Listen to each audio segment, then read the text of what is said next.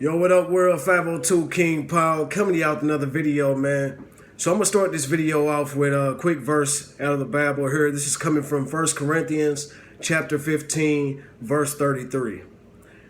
Do not be misled. Bad company corrupts good character. Bad company corrupts good character. And that is the topic on which I'm going to be speaking on today in this video. See, you have to be careful who it is that you hang around and who it is that you're trying to help. I remember growing up, my pops would always say, man, you just find a way to get into the bad crowd. Wherever the bad kids are, in the school, in the program, wherever, you're going to find a way to gravitate towards them. And I did. Everywhere that I went, I would find the bad crowd. Now, it wasn't until I got a little bit older, my pops turned to me one day, and instead of him saying, you know, you're following a bad crowd, he said, all this time I've been thinking that you were being a follower, and it turns out that you're the leader. You're leading them to do bad things. Now, that wasn't the case. That's not at all the case. I'm going to tell you, I wasn't always the leader. I did start off just associating myself with certain people, hanging around certain people, trying to fit in with certain people for whatever reasons. And eventually, after hanging around those people for so long, I found myself in a situation where I became them. I became like them. I started doing the things that they were doing. And I started doing it at a level beyond what they were even doing it at. That's why later on, my dad said that I was the leader. I was leading other people to do things that were wrong. You know, things that I knew was wrong. I say all this to say, man, I realize a lot of times when people are getting heavy in their faith, they're reading their Bible more, they're praying more, you feel inclined to reach out to others, to try to help others. But one thing you have to realize and be wary of is when you're helping others, you cannot partake in the things that they're doing. There's a common misconception that Jesus hung around sinners. He hung out with sinners. And Jesus did minister to sinners. He did help sinners. He did look for the sick and not the healthy. He was trying to find the people who needed help. However,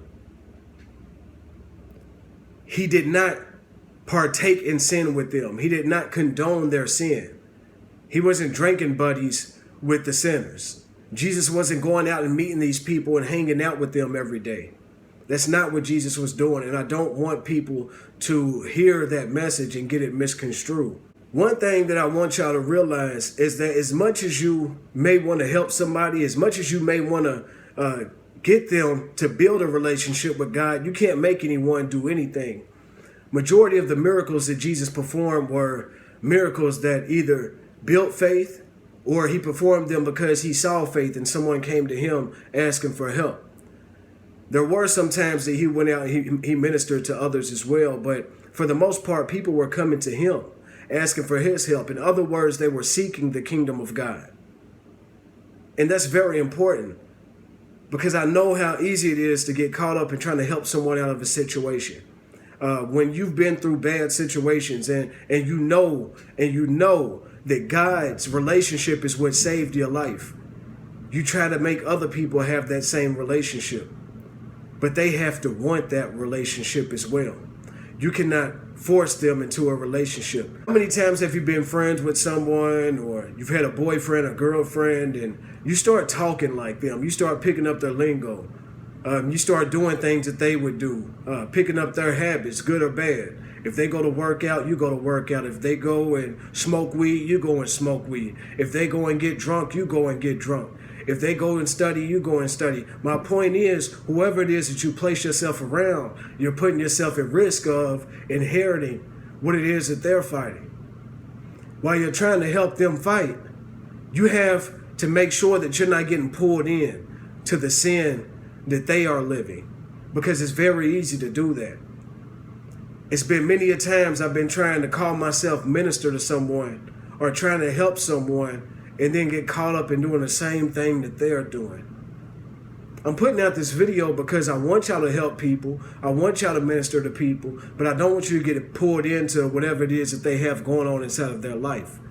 We have to make sure that we are in the world, but not a part of the world. Hopefully this video came out at just the right moment for someone, and you hear this message right when you need to hear it. That this message is guidance for someone, that it blesses you and you're able to use this in a positive way in your life. If you like anything that I just discussed in this video, go ahead and drop a like down below. It helps out greatly. Also, if you have any comments, any input on this subject, let me know. Maybe let me know of a time where you tried to help someone out and you ended up in a worse situation trying to help that person out. Also, let me know if you have any suggestions for future videos. I am checking the inbox daily, checking the comments daily. Any suggestions that I see that are good suggestions for a video that I feel like will be beneficial for others as well, I will make a video about it and I'll put it out so that way all of us can grow together. Hey, it's 502 King Paul, man. I love y'all. Y'all stay up. Have a blessed day, man. I'm out.